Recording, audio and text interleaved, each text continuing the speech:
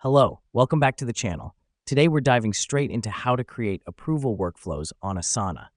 This is your complete 2025 guide, so let's get started. First up, you want to start a new project. This is important because it's the foundation of your workflow. Go to the top right corner, click on the plus, and select Project.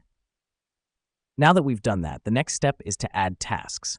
This is where the magic happens. Click on plus Add Task, then enter the task details. These tasks will define your workflow, so be specific and thorough. The reason we do this is to streamline your project and make sure nothing slips through the cracks. Now, go to each task and click on to the right, then select Approvals.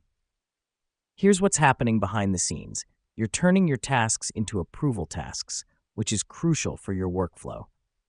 Next up, assign your tasks. Click on the Assignee field and select a team member. This helps us because it ensures that each task has a responsible person. Lastly, set due dates. Click on the due date field and select a date. This is vital to keep your project on track and ensure timely approvals. Let me explain why this matters. By creating an approval workflow, you're streamlining your project, ensuring accountability, and making sure your team is on the same page. And that's it. You've just created an approval workflow in Asana. It's simple, efficient, and a game changer for project management. Thanks for watching, and we'll see you in the next tutorial.